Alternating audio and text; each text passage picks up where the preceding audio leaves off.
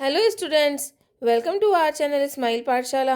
आज हम आपके लिए इस वीडियो में संजीव टेक्स्ट वर्क से सैम्पल पेपर्स लेकर के आए हैं जो कि कम्प्लीटली RCERT द्वारा उदयपुर द्वारा जारी किए गए हैं। इनको सॉल्व करने से आपको बोर्ड परीक्षा में जो एग्ज़ाम का जो पैटर्न आएगा उसको समझने में सहायता मिलेगी और आपकी तैयारी अच्छी हो जाएगी। तो हम 5वीं कक्षा का गणित विषय का सैम्पल पेपर लेकर के आए हैं। तो देखिए, स्टार्ट करते हैं। कक्षा 5 विषय गणित नमूना प्रश्न पत्र 2। आपको अवधि इसकी जो समय मिलेगा पेपर पूरा करने के लिए 2.5 घंटे का मिलेगा। पेपर में ही आपको जगह दी जाएगी सवाल सॉल्व करने के लिए। 80 नंबर का ये पेपर रहेगा। तो देखिए, जो पहला पार्ट रहेगा पेपर का वो आकृति एवं स्थान की समझ रहेगी। प्रश्न 1, एक आयताकार दीवार में कितने डिग्री का कोण बनता है? तो आयताकार दीवार है तो कोण 90 डिग्री का बनेगा। सै पर हम सै लिख देंगे उत्तर में।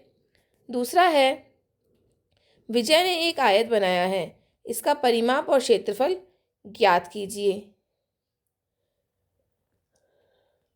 तो देखिए, आयत दिया हुआ है हमें, इसकी भुजाएं हैं 5 सेंटीमीटर और 3 सेंटीमीटर। क्या आप इसकी लंबाई व चौड़ाई को इस प्रकार बढ़ा सकते हैं कि इसका परिमाप व क्षेत्रफल समान हो जाए?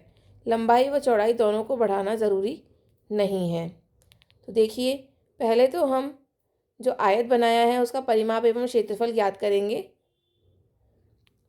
परिमाप का सूत्र होता है 2 गुना लंबाई प्लस चौड़ाई।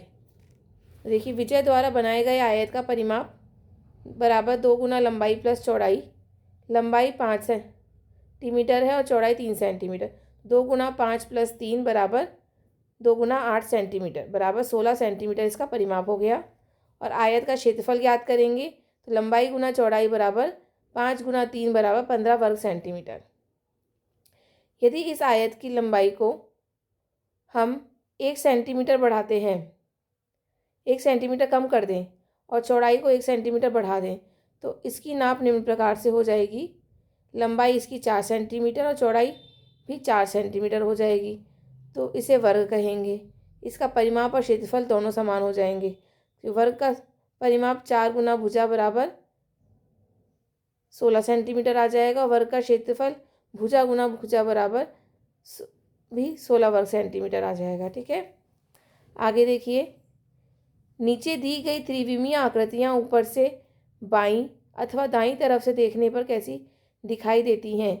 उक्त चित्र पर सही का चिन्ह लगाइए। देखिए, हमें आकृति दी हुई है। पहली आकृति है शंकु, तो बाईं तरफ से देखने पर, इस तरफ से देखने पर हमें गोला दिखाई देगा, इस पर सही का चिन्ह लगाएंगे। दूसरी आकृति ये घनाभ की है, ऊपर की तरफ से देखने पर हमें ये आयतानुमा दिखाई देगी, तो आयत पर सही का चिन्ह लगाएंगे। तीसरी ये डायमंड की आकृति है, इसे दाईं तरफ से देखने पर हमें ये त्रिभुजाकार दिखाई देगी, हम त्रिभुज पर सही का चिन्ह लगाएंगे।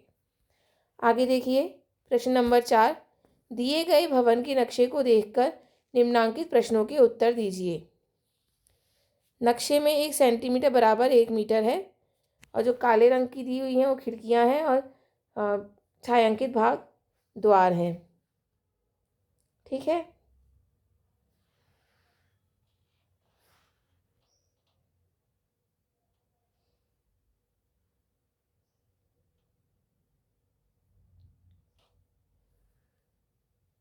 देखिए नक्शे में नाप दी हुई है हमें। रसोई है, बैठक कक्ष है और 3 कमरे हैं। ठीक है, तो पहला प्रश्न है, मुख्य द्वार से प्रवेश करने पर रसोई कौन सी दिशा में होगी? तो देखिए, मुख्य द्वार ये रहा, ये हमारी दिशाएं होती हैं नॉर्थ, साउथ, ईस्ट और वेस्ट, उत्तर, दक्षिण, पूर्व, पश्चिम। ठीक है, तो हम इस तरह मुख्य द्वार से प्रवेश करेंगे पश्चिम से। रसोई कौन सी दिशा में होगी? दक्षिण दिशा में होगी। ठीक है,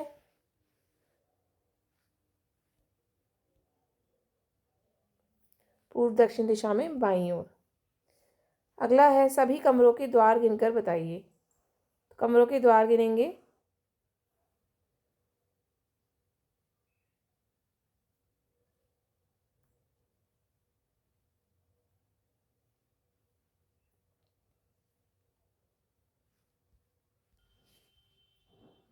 देखिए सभी कमरों के द्वार गिन करके बताइए। 5 द्वार हैं। सभी कमरों में कुल मिलाकर कितनी खिड़कियां हैं? 6 खिड़कियां हैं। बैठक कक्ष की चौड़ाई मीटर में कितनी होगी? 8 मीटर। अगला है संख्या ज्ञान की समझ।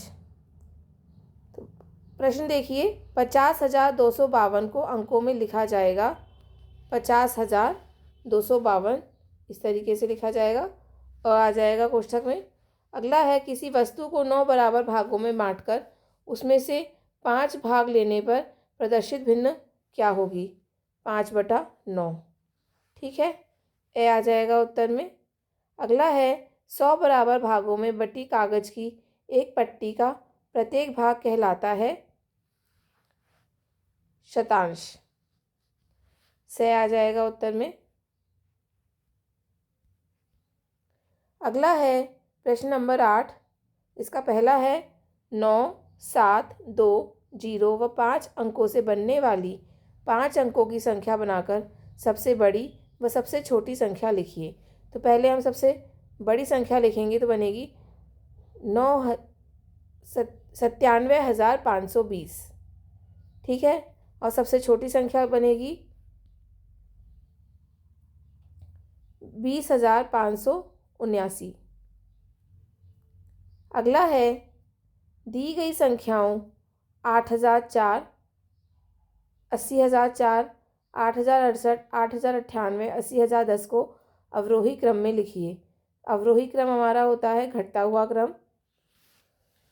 तो देखिए ये क्रम बनेगा 80,010, 80,004, 8,098, 8,068, 8,004। अगला है दी गई संख्याओं को आरोही क्रम में लिखिए। आरोही क्रम बढ़ता हुआ क्रम होता है। बढ़ते हुए क्रम में हम संख्या लिखेंगे। पहले आ जाएगा 26,688, फिर 26,886, 27,890, 30,725 और 30,840। अगला है संक्रियाओं की समझ। तो प्रश्न नंबर 9 देखिए, खाली बॉक्स में सही संक्रिया प्लस माइनस गुना भाग में से क्या आएगी? देखिए हमें ये दिया हुआ है तो इसमें गुना का चिन्ह आ जाएगा। 235 को 63 से गुना करने पर हमें ये संख्या प्राप्त होगी। ब उत्तर आ जाएगा। अगला है एक गांव के चारागाह में 1335 गायें, 2,430 बकरियां और 1,413 भैंसें चर रही हैं। बताइए चारागाह में कुल कितने पशु चर रहे हैं? तो हम गाय, बकरी और भैंसों की संख्या को जोड़ देंगे तो हमारे पास उत्तर आ जाएगा 5,178 पशु चल रहे हैं। अगला प्रश्न है एकाधिकेन पूर्वेन से योग कीजिए। तो 724 प्लस 268 क्या हो जाएगा? देखिए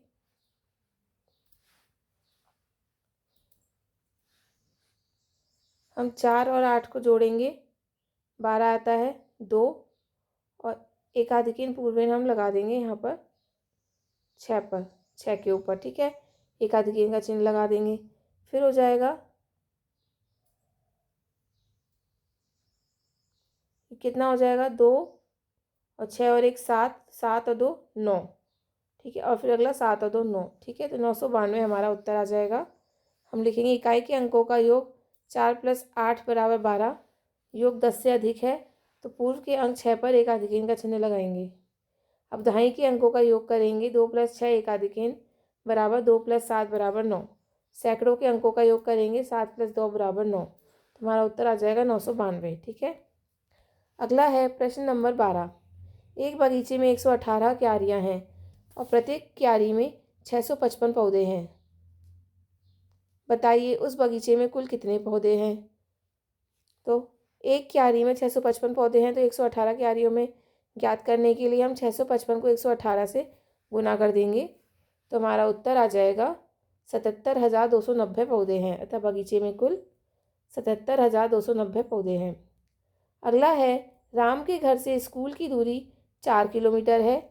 यह दूरी मीटर में कितनी होगी? तो 1 किलोमीटर में 1000 मीटर होते हैं, अतः 4 किलोमीटर में 4 गुना 1000 बराबर 4000 मीटर होंगे। अगला है, मोहन तथा उसके पिताजी रेलवे स्टेशन से आते समय एक सब्जी मंडी में सब्जी खरीदने के लिए रुके। उन्होंने एक सब्जी वाले से 2 किलो आलू, 1 किलो टमाटर, आधा किलो भिंडी, 1 किलो प्याज, आधा किलो मिर्ची, 3 किलो गाजर और पाव भर गोभी खरीदी। खरीदी गई सब्जियों की कीमत कुछ इस प्रकार थी। हमें सूची में कीमत दी हुई है। तो 3 किलो गाजर के लिए सब्जी, प्रश्न है हमारा 3 किलो गाजर के लिए सब्जी वाले को कितने रुपए देने होंगे।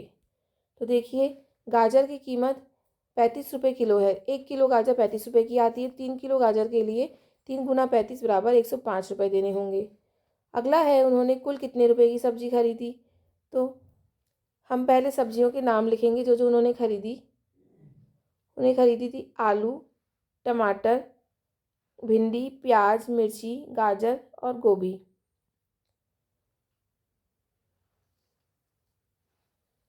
इनकी प्रति किलो के हिसाब से इनकी कीमत लिखेंगे और इन्होंने जो जो मात्रा लिखी थी, जो जो मात्रा खरीदी, उस मात्रा को हम सामने लिखेंगे। फिर हम उस हिसाब से इनका मूल्य ज्ञात करेंगे। आलू 2 किलो खरीदे तो 2 गुना 1 किलो आलू की कीमत 30 रुपये है, तो 2 किलो आलू की 60 रुपये हो जाएगी। 1 किलो टमाटर 50 रुपये के हैं, ठीक है। भिंडी 90 रुपये किलो है और आधा किलो भिंडी खरीदी तो वह 45 रुपये की हो जाएगी। प्याज 40 रुपये किलो है, 1 किलो खरीदे थे तो 40 रुपये के आ जाएंगे। मिर्ची 60 रुपये किलो है, जो आधा किलो खरीदी तो 30 रुपये कीमत आ जाएगी। गाजर 35 रुपये किलो है और 3 किलो उन्होंने गाजर खरीदी तो 105 रुपये की आ जाएगी। और गोभी 80 रुपये किलो है और उन्होंने 250 ग्राम गोभी खरीदी तो इसको 20 रुपये की गोभी आ जाएगी। तो इस प्रकार से इनका टोटल मूल्य करेंगे तो हमारे पास 350 रुपये आएगा, ठीक है।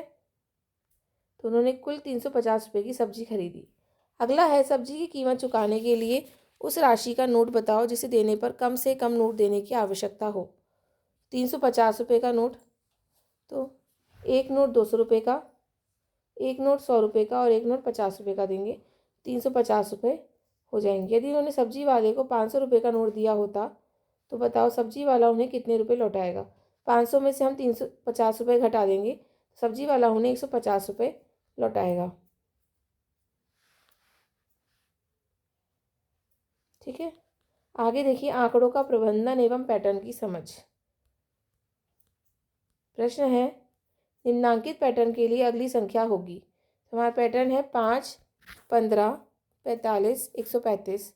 देखिए, 5 को 3 से गुना किया 15, 15 को 3 से गुना किया 45, 45 को 3 से गुना किया 135, 135 को 3 से गुना करने पर आ जाएगा 405। ये हमारा उत्तर होगा। अगला है, निम्नांकित आकृतियों के पैटर्न की अगली आकृति होगी। ये वाली आकृति आएगी, सह पर सही का निशान लगाएंगे। अगला है, चौखाने पर बने आरेख को देखकर निम्नलिखित प्रश्नों के उत्तर दीजिए। तो देखिए, ये आरेख दिया हुआ है हमें, ग्राफ है। एक तरफ उत्तीर्ण हुए विद्यार्थियों की संख्या है और दूसरी तरफ कक्षा है उनकी, ठीक है। तो हमारा पहला प्रश्न है, सबसे अधिक विद्यार्थी कौन सी कक्षा में उत्तीर्ण हुए। 8वीं कक्षा में। सबसे कम विद्यार्थी कौन सी कक्षा में उत्तीर्ण हुए। 9वीं कक्षा में। कक्षा 5 में कितने विद्यार्थी उत्तीर्ण हुए। 40। अगला प्रश्न है, निम्नलिखित पैटर्न को समझकर रिक्त स्थानों की पूर्ति कीजिए। तो देखिए, 7 गुना 7 बराबर 49, 67 गुना 67 बराबर 49, 4 4 8 9, 667 और 667 को गुना करेंगे तो ये 4,44,889। तो अगला पैटर्न बनेगा हमारा 3 बार 6 7, 6,667 को गुना करेंगे 6,667 से, तो हमारा आ जाएगा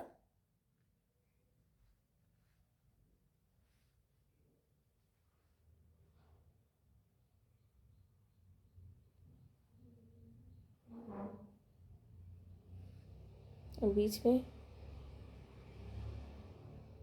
3 बार 8, ठीक है। इसी प्रकार से अगला पैटर्न बनेगा, इस प्रकार से, अगला इस प्रकार से, ठीक है। तो इसी के साथ हमारा ये सैम्पल प्रश्न पेपर समाप्त होता है। होपफुली आपको ये वीडियो अच्छा लगा होगा। आगे के वीडियोस के सॉल्यूशंस के लिए, आगे के मॉडल पेपर के सॉल्यूशंस के लिए हमारे चैनल से जुड़े रहिए। हमारे चैनल को लाइक कीजिए, शेयर कीजिए और सब्सक्राइब कीजिए। धन्यवाद।